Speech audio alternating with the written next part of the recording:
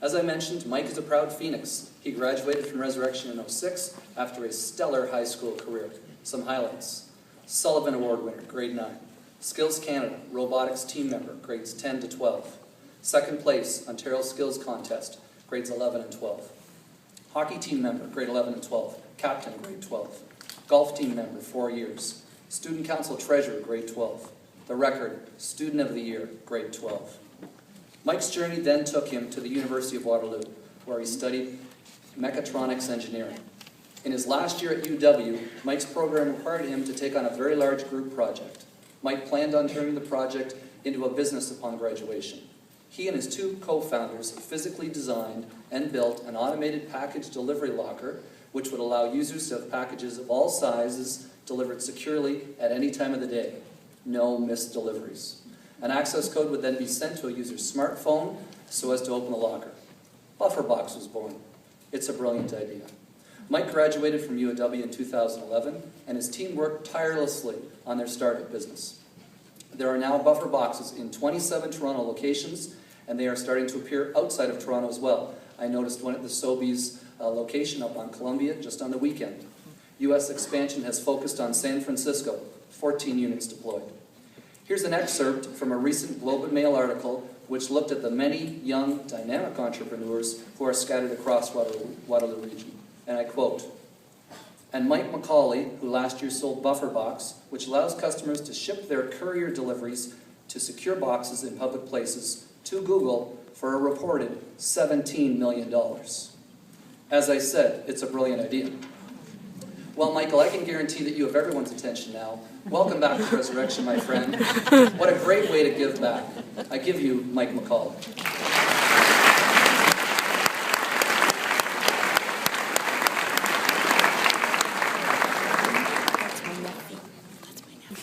I can't confirm that number. It's great to be home. I was reminded as I drove in what it was like every morning coming to Res. The only thing that was missing was the stack of the record sitting outside the front door. And every morning I remember I used to pick it up and bring it in and give it to the office. And it was my way of keeping up with the news every morning. So if you're now that student who brings in the record every morning, you have an exciting future ahead of you. Thank you, Mr. Masters, for the introduction. I haven't had one like that in quite some time. Brings back some great memories. And my time here at Resurrection was definitely a big part of the foundation of who I am today. Last time I was on this stage, I was doing something a little bit different. As Mr. Masters mentioned, I was part of the robotics team. And in grade 11, I was driving a robot that was about 100 pounds, shot hockey pucks, and we were driving it on the stage during an assembly. And I'm pretty sure that all the teachers standing along the back were freaked out that he was going to start shooting hockey pucks at all the students. And I can admit now that I wasn't so sure at the time that that wouldn't have happened, but it didn't. But it was an awesome memory of my time here at Res. I'm so excited to be here, and it was a real honor to be asked to speak tonight. 7.5 years ago, I was sitting in exactly the seats that you're sitting in. I didn't realize it at the time, but I was living what I would look back to realize is some of the most important years of my life. When I was thinking about the best things to say tonight, I wanted to think back to my high school days.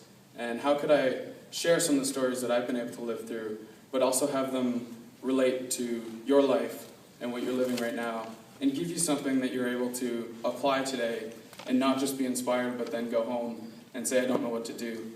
And so I thought back, and I want to share a couple stories of my time here at Res, and the things that the decisions that I made while I was at Res that inevitably ended up having a big impact on my life after I left Resurrection. The first one is about pushing yourself outside your comfort zone. So as Mr. Masters mentioned, I went to the University of Waterloo for engineering after I graduated. And as part of the engineering program, you have 6 co-op work terms. And during my time here at Res, I realized that manufacturing was the place that I was supposed to go. And that I was really interested in that field, and that's where I wanted to work.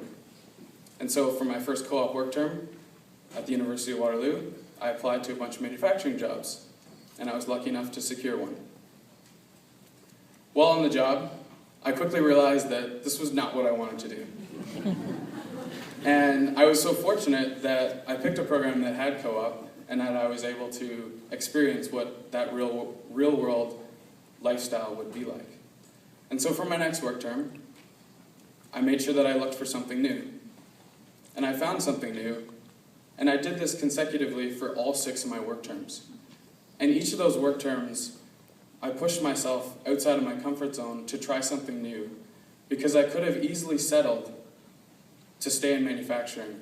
That first job invited me to come back, and they said, we'll give you a co-op job every work term, and we'll offer you a full-time job when you graduate. That would have been an easy path. And it would have been a path that my parents would have been proud of me for, but it would have been a path that I would not have loved. And that's a really important lesson that I learned, and I would not have learned that had I not pushed myself outside of my comfort zone. So for each one of those co-op jobs, I learned something new, and for almost every one of them, realized that it wasn't what I wanted to do and tried something new. And I went from manufacturing to hardware design, to mechanical design, to product management, you name it. I tried everything that I could in my field. And when I graduated, my last work term was in California, and I had a full-time job offer to go back to that company. And it was a great job. It was one that I could have done, but it was one that I knew I wouldn't love. And I knew I'd wake up in the morning, and a lot of mornings I'd say, I really wish I wasn't doing this. And so when I graduated, I was looking for something new again. And that new thing was exactly what I had spent all of my attention and all of my energy on in my last year of university, and that was BufferBox. And so, had I not pushed myself out of my comfort zone and tried something new, each one of my co-op terms, and realized that there wasn't a job that I had done that I wanted to go back to full-time, I never would have started my own company, and I never would have lived the most exciting years that I've ever lived the last 2. So I encourage you to push yourself out of your comfort zone. When I look back, it all makes sense, but I draw it back to my days here at Res, where I was able to push myself out of my comfort zone and just try new things. And so I encourage you, whatever it is, pick an interest and push yourself to try it. For me, that was Outdoors Club, that was the hockey team, that was student council. Whatever it is, push yourself out of your comfort zone and see where it takes you. On that note, sometimes it can be difficult. So let what your gut, your heart, or your intuition is telling you give you the confidence to try new things and the trust that when you look back, everything will connect. Just as I did when I realized that each time I tried a new co-op job, it was the right thing to do. The next story is about finding passion and purpose in life. And it's probably something that most of you haven't really thought much about. But you'll be surprised, it will quickly become a topic that you'll spend a lot of energy thinking about. 2.5 years ago, I graduated from engineering. And engineering is a tough program and a great degree to graduate with, and something that my parents were really proud of me for. And 2 or 3 months after graduation, I was walking home one day, and we were working on BufferBox, because that's what we decided to do when we graduated. And at the time, we were telling people to ship packages to our office, and we would walk across campus to the University of Waterloo and deliver them hand to hand. This solved a problem for them, because they couldn't receive packages on campus. And each time we did that, we received $3. So picture this. Someone sends us a package, we get it at our office, and we email them. And we say, hey Joe, we got your package here, when do you want to meet us on campus and where? And he responds and says, oh yeah, meet me at the Student Life Center by the newspaper rack. And we respond and be like, okay, I'll be the guy in the green jacket holding your package. Come find me. And so, I was walking home one night. It was pretty late. I walked through campus to get to home, and I was living with my parents at the time. And I thought to myself, gee, I wonder what my parents think. They just helped me get through one of the toughest engineering programs in the country. And I graduated with decent marks. I could have taken the job offer in California. But instead, I'm telling people to ship packages to me. I'm walking across the street, handing them hand to hand, and making $3.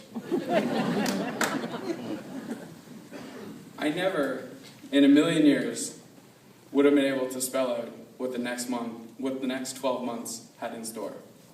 But I knew at the time I was solving a problem that I was really passionate about. And that because I was passionate about it, I had better stick to it and keep doing it. And that gave me the confidence to keep working on it. Even though every one of my friends, even though they didn't tell me, thought that I was doing something crazy. And I was. But that's what I love to do. And we were so excited about solving the problem that we were solving, that didn't matter. Fast forward a few months, and we were well on our way to establishing our first Bufferbox city, and had partnered with Sobeys, 7-Eleven, and Go Transit in Toronto. Our passion for the problem we were working on led us to California's Silicon Valley, where we were able to meet some of the most influential and successful technology entrepreneurs, innovators, and investors. All because we were so excited about how we were changing the world, and more importantly, making our dreams a reality. People want to meet, talk to, and work with people who are passionate about what they are working on. And 6.5 years after sitting in the exact seat that you are sitting today, I was negotiating to have Google, one of the largest and most innovative companies in the world, buy the company that I had co-founded and I had started 18 months before for millions and millions of dollars. All before I had turned 25. I can't begin to describe the feeling that you get when you work on a project that you're passionate about. Nothing else matters, and everything just makes sense. I'll never forget the days when we were in Silicon Valley and I was getting maximum 2 hours of sleep a night, and it would go for days on end. And I was so passionate and so excited about what we were building and where we wanted to take our idea that it didn't matter. I was going 100% on adrenaline. And anyone who wanted to meet and talk to me, I was dying to talk to them and tell them our story and tell them how we were going to change the world. It doesn't matter what you're passionate about, you just have to find something you're passionate about. I had the awesome opportunity to meet Jack Dorsey when he was in Waterloo a couple weeks ago. And for those of you who don't know Jack Dorsey, he built what you might know of as Twitter. 200 million people currently use Twitter. So it was pretty crazy to have Jack Dorsey here in town and to be able to chat with him. You want to know what he was first passionate about? Maps. Maps. He hung them in his room and studied maps. That was incredible to me. He didn't care. He was passionate about maps. And that's what he spent his time doing. And that led him to work at a logistics company, that led him to Silicon Valley, that led him to meet with his co-founders of Twitter. It doesn't matter what you do, as long as it's something you're passionate about. I have a sign on my bedroom door, on the back of my bedroom door, and it reads, "Lives remaining, : 0. And it reminds me that every morning, I'd better ask myself that if this was the last day that I was living, and what I'm about to do, is that what I would want to be doing? And when the answer to that question is no for too many days in a row, I know that I need to make a change.